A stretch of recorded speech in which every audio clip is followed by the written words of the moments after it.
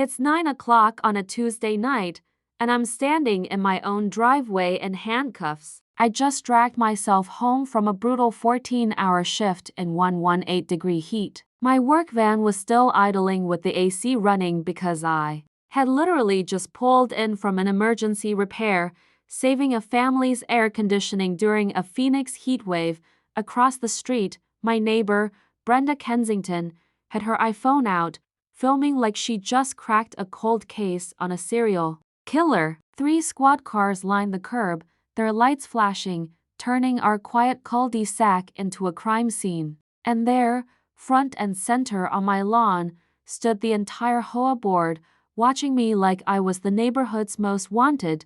Brenda was practically trembling with excitement, waving some official-looking paperwork in the deputy's face and screeching about how I was a criminal who owed thousands in unpaid HOA fines, claiming she finally had proof. The cuffs dug into my wrists while the smell of hot asphalt and diesel exhaust hung heavy in the air. Here's the twist. Every one of those unpaid bills she was bragging about, they had her name on them. So, tell me, what would you do if your neighbor tried to have you arrested over their own debts? Drop it in the comments and tell me where you're tuning in from, because this revenge story, it's about to get wild. Let me back up and give you the full picture so you can understand just how calculated this woman was. My name's Marcus Thorne. I'm 34 and I fix air conditioners in the furnace Arizona call summer. After my divorce with an ex who had champagne tastes and left me with a bargain bin budget, I scraped together a down payment on a modest ranch in Willowbrook Estates, just outside Tucson. Nothing fancy. A 1,992nd subdivision where the American dream comes with beige stucco, gravel lawns instead of grass, and neighbors whose idea of excitement is a new flavor of Greek yogurt. The HOA formed in 2018 mostly to stop people from turning their yards into scrapyards. Enter Brenda Kensington, 59 years old, moved in 6 months after me from some ritzy Scottsdale community where golf carts probably cost more than my van. Word was, her husband's import business tanked, and now she was slumming it among the working class.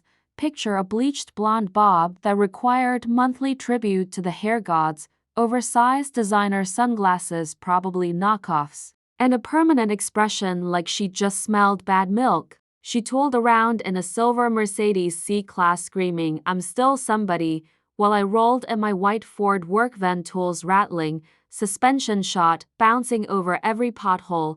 The first sign of trouble came that morning after I parked my van in my driveway following a late-night emergency job. A citation was tucked under my wiper, snapping in the dry desert wind. $75 for a commercial vehicle storage violation, complete with official letterhead and legal jargon. Her mistake. I read the fine print. I called the HOA's property management office. Sandra, the manager, went quiet when I read her the violation number. "Sir, we haven't issued any violations this week, and our bylaws don't even mention commercial vehicles. Pro tip: always ask to see the original HOA rules when someone tries to hit you with fines. Real enforcement needs paperwork and signatures." Sure enough, I pulled out my HOA binder from when I bought the place. Not a single mention of work, vans, or how I make my living. It clicked. Brenda was faking violations. She'd been targeting newer residents who she thought wouldn't fight back, forging documents polished enough to fool most people.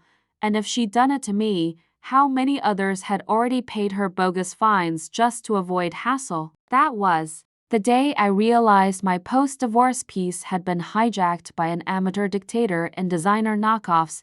3 days later, Brenda made her move. I came home to find a notice taped, not mailed, taped to my front door. Emergency HOA board meeting, Thursday, 7:00 p.m. Subject: Marcus Thorne violations. I'd only been living there 3 months. The biggest drama until then had been Mrs. Patterson's cat getting stuck in a palm tree. Now I was apparently the neighborhood's state of emergency.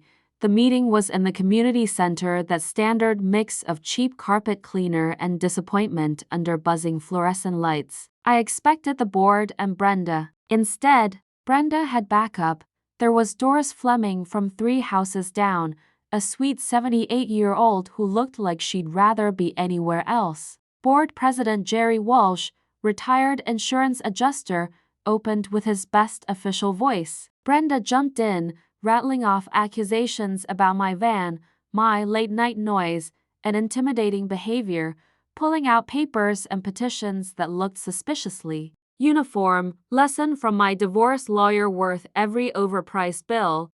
Always demand original documentation. While Brenda was performing her one-woman courtroom drama, I snapped time-stamped photos of every paper she waved around.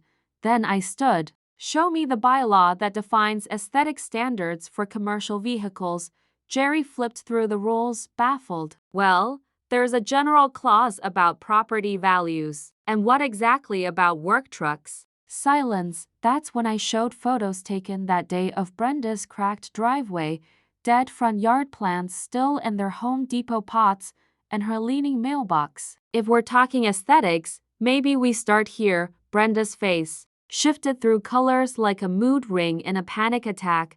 That's different. She barked, then Doris spoke up, soft but steady. I just signed because she was upset. She told me Marcus was probably selling drugs, but I've never seen anything suspicious. He's always been polite. You could feel the room chill. Brenda's mouth opened and closed, but nothing came out. The meeting fell apart. Jerry recessed for a board huddle, then returned looking like he needed a stiff drink. Due to procedural irregularities, we're tabling this matter pending review, but Brenda wasn't done. As people filed out, she cornered Jerry and suggested a $25 monthly monitoring fee for my property.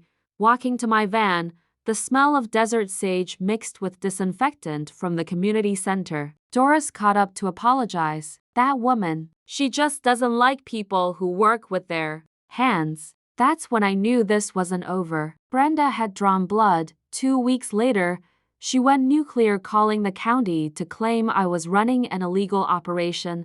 Let me tell you something: nothing good ever happens when a guy shows up with a clipboard and official government ID. Marcus Thorne, that's me, gets greeted like I'm about to be served legal papers. That's me, I say, wiping my hands on a shop rag that's probably been around longer than some of my tools. I'm Inspector Davidson, Maricopa County Code Enforcement. We've received a complaint you're running an unlicensed commercial business from this residential address. The thick scent of motor oil mixed with that bone-dry Arizona heat hit me like a slap. Someone actually reported me to the county for what? Existing while working class. What kind of business are we talking about? I asked, honestly curious what wild story Brenda had spun this time.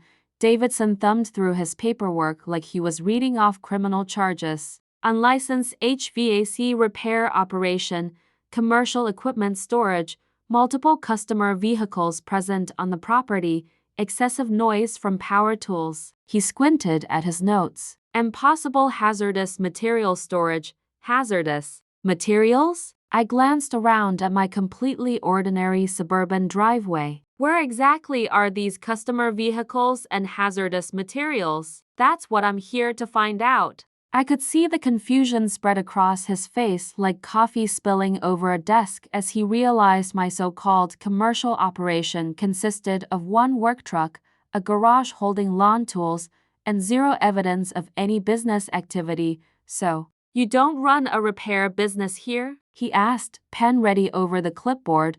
Unless repairing my sanity after dealing with unhinged neighbors counts, then no. Davidson spent the next half hour walking around my property like he was working a crime scene, snapping pictures of my empty garage, my bare driveway, and the glaring absence of customer cars or anything dangerous. He looked like a man sent out to hunt unicorns. One thing I learned in my divorce: bureaucrats hate wasting their time on bogus reports almost as much as they hate the people who file them. His professional expression shifted to annoyed when I explained Brenda's little campaign of fake violations. Mr. Thorne, he finally said, snapping his clipboard shut, not only is there no evidence of commercial activity here, But filing false reports with county code enforcement is a Class 1 misdemeanor. Someone is wasting taxpayer money. Before leaving, he promised to flag any future complaints tied to my address as likely frivolous. And that's when I realized Brenda had made a serious mistake. She'd involved government agencies, leaving behind an official paper trail of her harassment. That afternoon, I launched my own investigation. Divorce had taught me the value of documentation, and now those expensive lessons were about to pay off. I strolled the neighborhood with my phone camera ready, capturing property conditions and chatting with people about their Brenda stories. What I found would have made a fraud investigator tear up with joy. Janet Mueller, 2 streets over, showed me a $150 fine she'd gotten for unauthorized landscaping modifications. Her crime? Planting tomatoes in her backyard. The paperwork looked convincing: fake case numbers, legal jargon, the whole bit. Bob Richardson had been slapped with a $200 architectural modification without approval notice after replacing his warped front door with the exact same model. Being a retired accountant, he knew the HOA bylaws well enough to spot the nonsense, but the official-looking paperwork still stressed out his wife. Then came the breakthrough. Lisa Santos, a single mom who'd only been here 6 months, had actually paid one of Brenda's bogus fines. Paid it how? I asked. Sent a $75 check to the address she gave me. Some P.O. box for HOA violation processing. The desert wind kicked up, sending dust spiraling across the asphalt and rattling palm fronds like a deck of cards being shuffled. Everything suddenly clicked. This wasn't just harassment, it was outright fraud. Brenda was collecting real money for fake violations and pocketing it. Right then my phone buzzed, a text from an unknown number. Your employer has been contacted about your illegal business activities. Stop harassing senior residents or face serious consequences. I looked toward Brenda's house 3 doors down. Her silver Mercedes was in the driveway. I swear I saw a curtain twitch. She just handed me the final piece I needed to take her down, escalating to government, committing fraud, and now sending threats. The gloves were off. Monday, 6:47 a.m. I'm loading my truck for what should have been a normal day when 2 police cruisers roll up like I'm running a cartel instead of fixing A or C units. Officer Martinez steps out, looking like he'd rather be anywhere else. His partner stays back, hand near his radio. Marcus Thorne? That's me, I say, setting down my toolbox, already bracing for whatever Brenda cooked up this time. We need you to come downtown for questioning regarding a criminal threat incident from last night. Criminal threats? Last night I was home in my underwear, eating leftover Chinese, and watching a penguin migration documentary. Unless changing the channel had become a felony, I was lost.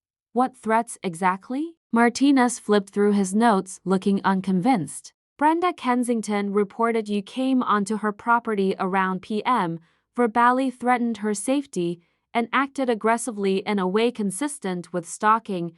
Arizona's summer air carried the familiar mix of creosote, dust, and police car exhaust as I tried to calculate how I could have threatened her while being 40 miles away replacing a heat pump. Here's a fun fact they don't teach you. HVAC techs are walking alibis. Every job is GPS tracked, time-stamped, and documented like we're launching a Mars rover. At p.m. last night, I was in Chandler installing a condenser unit for the Johnson family, and I had the paperwork to prove it. 25 minutes later, I'm in interview room B at the sheriff's office, which smelled like burnt coffee and broken dreams. Martinez spread my work orders, GPS logs, and customer signatures across the table. Mr. Thorne, he said, these records show you were nowhere near Willowbrook Estates during the alleged incident. In fact, the customer signed confirming you were there until 9:20 p.m. That's correct, officer. He leaned back, studying me. This isn't the first complaint from Miss Kensington, is it? That's when I told him everything: the fake violations, the county complaint, the months of escalating harassment. His questions became sharper, more investigative. Here's what's going to happen, he said, snapping his notebook shut. No charges. Impossible to threaten someone when GPS says you're 40 miles away. But Mr. Thorne, this is her 4th complaint in 6 weeks, 3 about you, 1 about another neighbor. We're seeing a pattern. When I got home, Janet waved me over before I could park. She'd organized a quick neighborhood meeting. Apparently half the block had Brenda stories. Bob Richardson had been busy. He compiled every bogus violation Brenda had issued in 18 months. 14 households, 47 separate fines, totaling $3,400 in attempted collections, and then Lisa Santos dropped the bombshell. She pulled out her canceled check and the payment instructions Brenda had given her. The check wasn't to our HOA or management company, it was to Community Standards Processing LLC and mailed to a P.O. box registered to, you guessed it, B. Kensington. She set up a fake company, Bob said, almost giddy. This isn't harassment, it's wire fraud, mail fraud, and identity theft. Sprinklers hissed across lawns as the street fell silent, everyone realizing we'd uncovered a full-on white-collar crime. Then my phone buzzed again, another unknown number. You're playing with fire. Drop this investigation or regret it. I held up the phone. And now we've got witness intimidation. That evening, Detective Rodriguez from Financial Crimes called. When you file false police reports while running mail fraud, you get our attention. Bring every piece of evidence tomorrow. Fake violations, payment records, threatening messages. We're opening a formal investigation. As the desert sunset painted my windows gold and crimson, I sat at my kitchen table sorting the evidence. That could very well send Brenda to federal prison. The irony wasn't lost on me. Her greed had built the perfect case against her. By Wednesday afternoon, Rodriguez's office smelled like burnt coffee and justice about to be served. Bob sat across the desk with his laptop, looking like he'd just unearthed buried treasure. Gentlemen, Rodriguez said, laying out the evidence like a general preparing for battle, this is way bigger than neighborhood harassment. We're looking at organized fraud with federal implications. Bob's fingers flew over the keys. 14 months of records, 7 residents paid a total of $3,200 in fake fines, all deposited into accounts Brenda controls. Rodriguez nodded, but then pulled a thick file from his desk and dropped it with a heavy thud. And that's just the beginning. I ran a background check on your neighbor. Her financial situation makes the Titanic look seaworthy. The afternoon sun cast long shadows across the office, underscoring the weight of what we were about to uncover. Outside, the low, steady hum of distant traffic blended with the mechanical whir of the building's air conditioning, a constant reminder that no matter how serious things get, someone still got to keep the air moving. Her husband's import business didn't just go under, Rodriguez said, flipping open the file. It imploded. Left creditors short $340,000. 4 months behind on the mortgage, Mercedes lease in default, maxed out $52,000 in credit cards. She's been funneling your bogus HOA fines into making minimum payments, he added, just enough to keep the repo guy from turning her life into a sad country ballad. Then came the part that made my messy divorce look like a backyard birthday party. Miss Kensington's been running the scam for over 3 years, Rodriguez continued, sliding over police reports from Scottsdale. Identical phony violations, same sham collection tactics, same choice of victims, working class folks who probably wouldn't fight back. Bob's eyes widened. She's pulled this before? Oh, it gets better, Rodriguez said. In 2022, Scottsdale PD was about to wrap up a case against her when she conveniently vanished. Next thing you know, she's in your neighborhood, starting over. Rodriguez leaned closer. And here's the clincher, the thing that's going to land her behind bars for a long stretch. He pulled a photograph from the folder, and my stomach lurched. Brenda's hands, holding a USPS master key, the kind that can open every mailbox in a neighborhood cluster. She's been grabbing real HOA letters and swapping them for her own fake ones, Rodriguez explained. We're talking mail theft, identity theft, wire fraud, and interstate conspiracy to commit fraud. The room went still, broken only by the fluorescent buzz overhead and the faint rumble of Phoenix traffic outside. My pulse thudded in my temples as the full weight of it settled in. How much money are we looking at? I asked. Rodriguez checked his notes. Between Scottsdale and your area, conservatively, $15,000 over 3 years. But crossing state lines and using the Postal Service to commit fraud? That's 20 years per federal charge. Bob snapped his laptop shut with a click that sounded far too satisfied. So, what's next? Rodriguez smiled for the first time since we'd met. Now, I get the warrants, and we shut down a criminal ring that's been hiding in plain sight as neighborhood drama. Walking out of the station felt like stepping into another reality. For months, Brenda had made me second-guess myself, wondering if I'd overreacted to petty neighbor nonsense. Turned out I was smack in the middle of a calculated criminal operation. In the parking lot, the asphalt already shimmering in the afternoon heat, Bob looked at me. You know what this means? That justice comes with a side of federal prison. Better, he said with a grin. Brenda Kensington just went from neighborhood tyrant to federal defendant and she has no clue what's headed her way. My phone buzzed. Another anonymous threat. This time, I laughed. Too little too late, Brenda. Friday night, Janet. Mueller's dining room looked less like a cozy Arizona home and more like an FBI command post. Her antique oak table had been transformed into the control hub for what Detective Rodriguez cheerfully dubbed taking apart a multi-year fraud operation, which, honestly, sounded way cooler than getting back at the lunatic next door. The air smelled of fresh coffee, vanilla candles, and Bob Richardson's stress-induced perspiration as he hunched over his laptop like a forensic accountant having the best day of his career. All right, Rodriguez said, lowering himself into one of Janet's floral chairs and spreading out paperwork thick enough to bankrupt a small nation. The feds want this airtight before we move. Every shred of evidence needs to be logged, cross-checked, and filed like we're going after Al Capone. Bob proudly unveiled what he called the Brenda prosecution package, a color-coded system that could make the Library of Congress jealous. Green folders, fake violations. Red, threats. Blue, financial crimes. Yellow, what he labeled aggravated suburban terrorism. Here's something I learned from my divorce lawyer. Prosecutors adore cases where the defendant basically documents their own crimes. And Brenda's obsessive record-keeping was going to make the FBI's job laughably easy.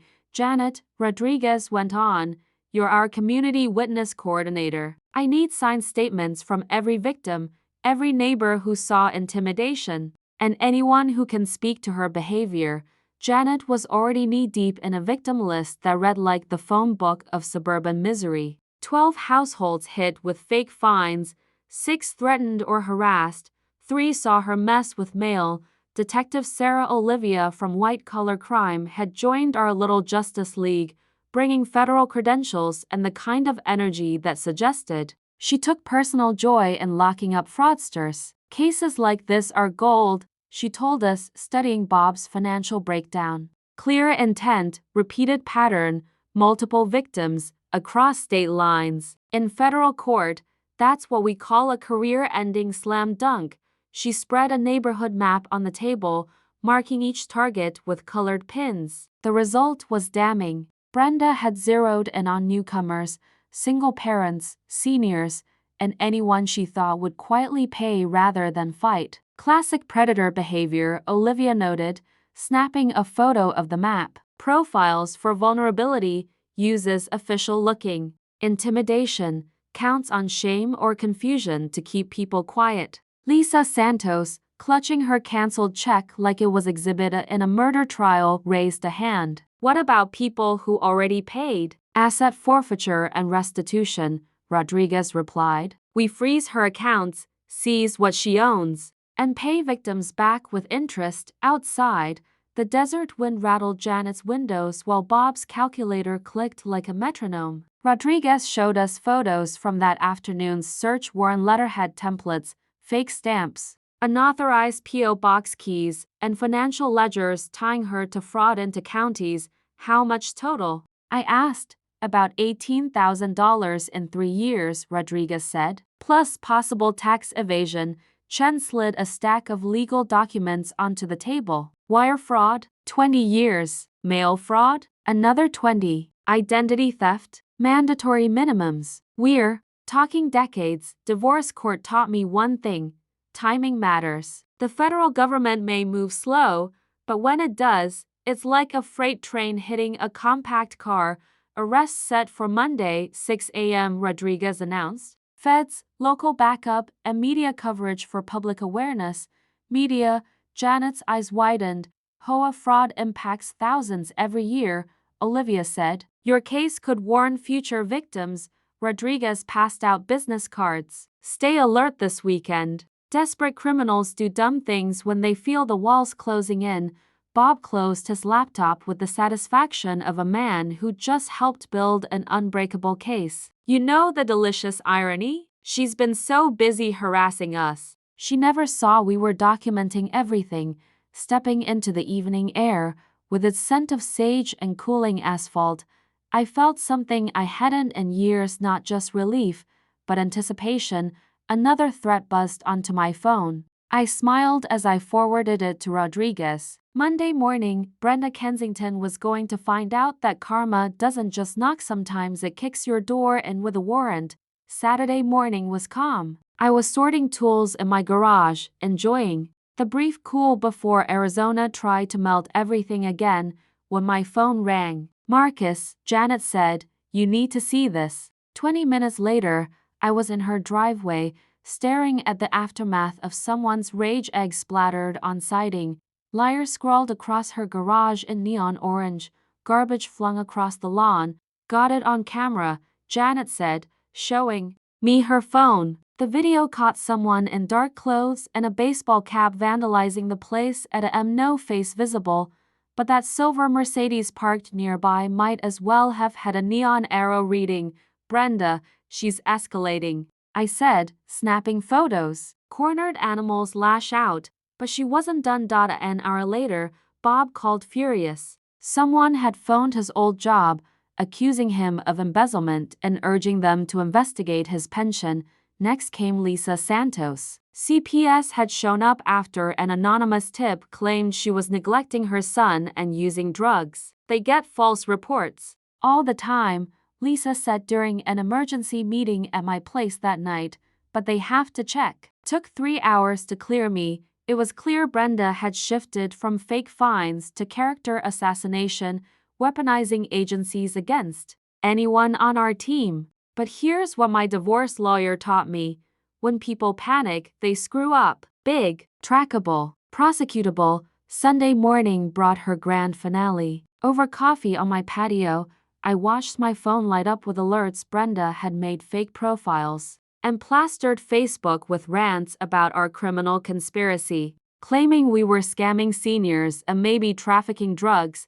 The rambling posts were laughable, but they contained personal details, addresses, work hours, family info crossing into harassment and stalking. She's basically gift wrapping. The prosecution's case, Bob said as we met again at Janet's, her garage already primed over the graffiti, every complaint, every threat, every post documented.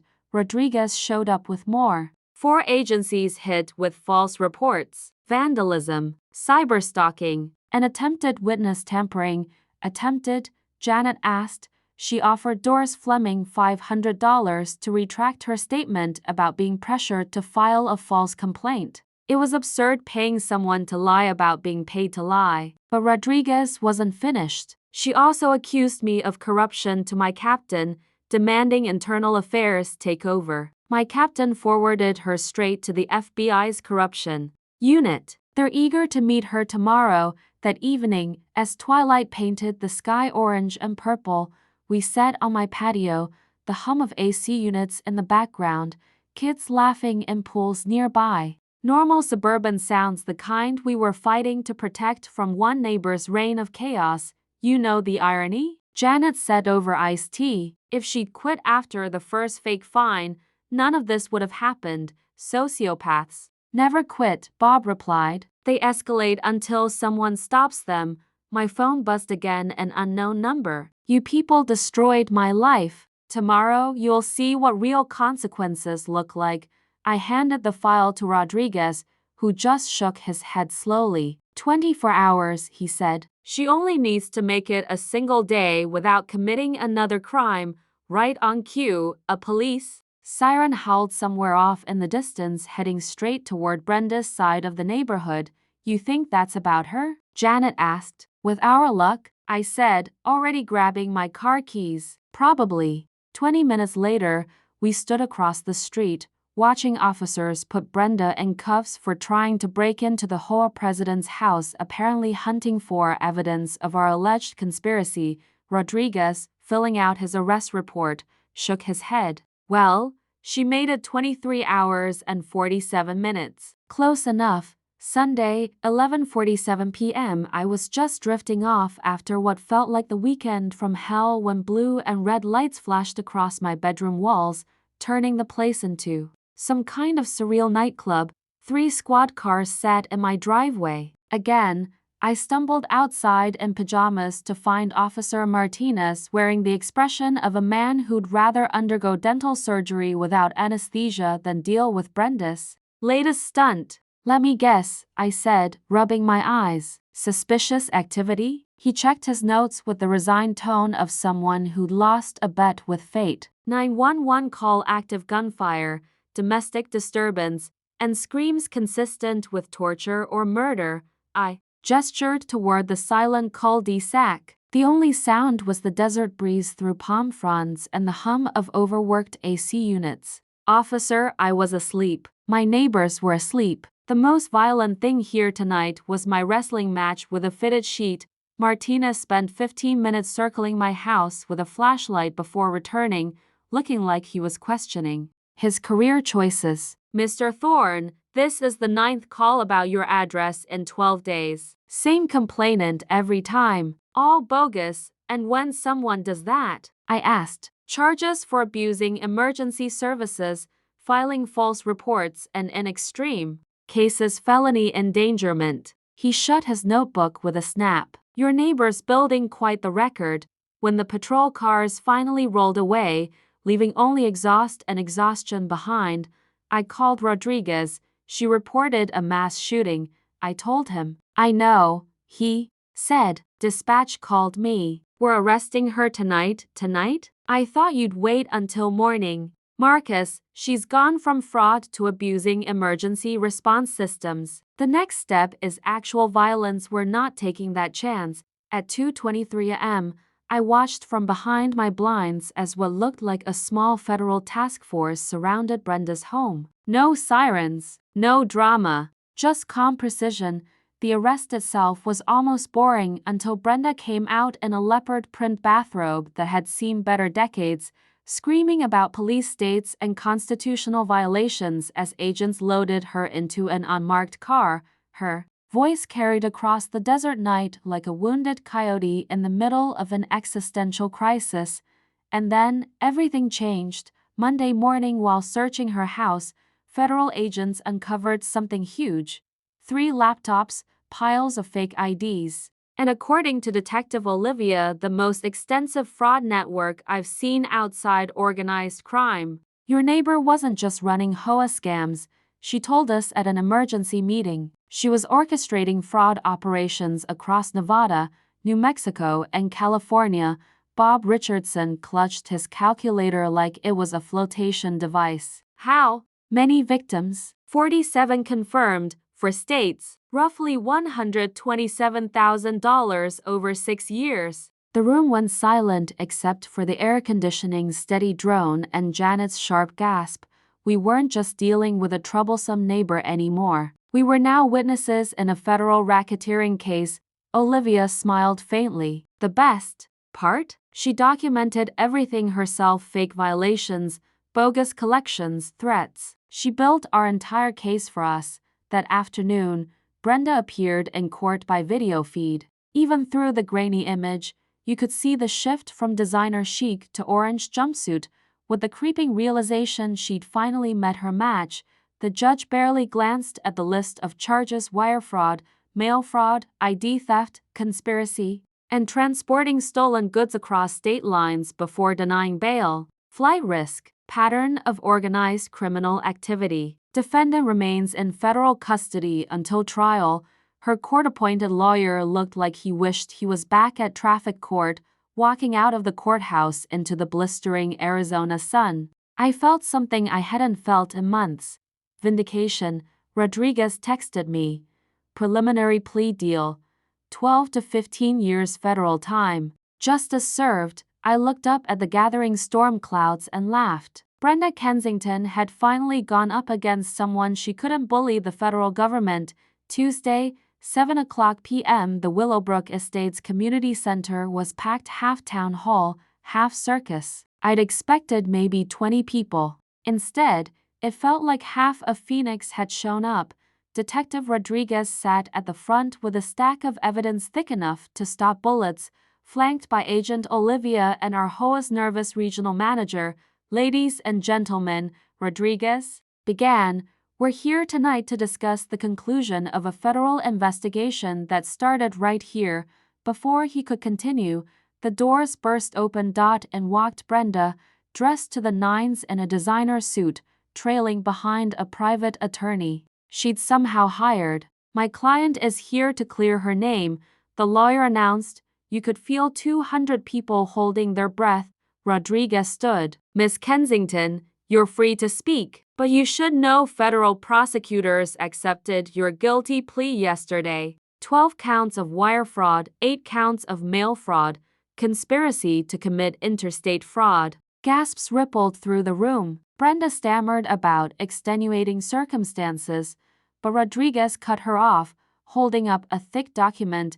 "Would you like me to read the list?" Olivia rose to her feet. "For the record, 47 victims, 4 states, $127,000 stolen through fake violations, ID theft, mail fraud, and witness intimidation." The room erupted. Neighbors shouted questions. Cameras pivoted to capture every reaction. "This is a witch hunt," Brenda yelled. Bob Richardson stood, laptop in hand. "You stole $3,200 from us alone. 47 fake violations, 17 false police reports." Janet lifted a folder. "You terrorized 12 families, scared Lisa Santos into keeping her son inside, and harassed elderly residents over tomato plants." I stood then, and the room fell silent. "Brenda, you spent months painting me as the villain, claiming I disrupted the neighborhood, bullied seniors, and hurt property values. But the truth is, you turned our community into your personal ATM and used law enforcement as your attack dogs. The real crime wasn't the money." I told her it was destroying the trust that holds a neighborhood together. Rodriguez stepped forward with the official sentencing order. 8 years in federal prison, full restitution, lifetime ban from any HOA role. The room exploded in applause. As marshals led her away, she glanced back at me. I smiled and waved. 6 months later, I stood in my driveway, watching a moving truck pull away from Brenda's old house. A young couple with twin toddlers waved from the porch, the sound of children's laughter replacing years of tension. Brenda had served 18 months before release under probation, repaid all victims, lost her Mercedes and her designer wardrobe, and was now working at a Tucson call center under financial monitoring. But the real victory was what happened after. Our small group of victims became the Willowbrook Community Coalition, the first resident-funded HOA oversight committee in Pima County, complete with independent audits and transparent enforcement procedures. Bob's Richardson Protocol is now used statewide, preventing about $50,000 in fraud. Janet began hosting monthly new neighbor welcomes. Lisa Santos now runs our kids' activities program. Doris Fleming started a community garden, recovered fraud money-funded scholarships, medical aid, and an annual block party that's become local legend. My HVAC business grew 40%. I started dating Janet's sister. The state legislature even passed the Willowbrook Act, requiring HOA fraud prevention measures. Last week, I got a call from a guy in Flagstaff. His HOA president was pulling Brenda's scam. Already called the FBI, he said. Your story helped stop it. That's when I realized we hadn't just stopped Brenda. We built a blueprint for other communities to defend themselves. Now, when I pull into my driveway and smell desert sage mixed with someone's barbecue, it doesn't smell like trouble. It smells like home. If you've survived your own HOA nightmare, drop it in the comments. Your experience might help someone else. And hit subscribe, because next week, I'm telling you about the time our new HOA president tried to embezzle the pool renovation fund and learned exactly why. You don't mess with a neighborhood that's already taken someone to federal court.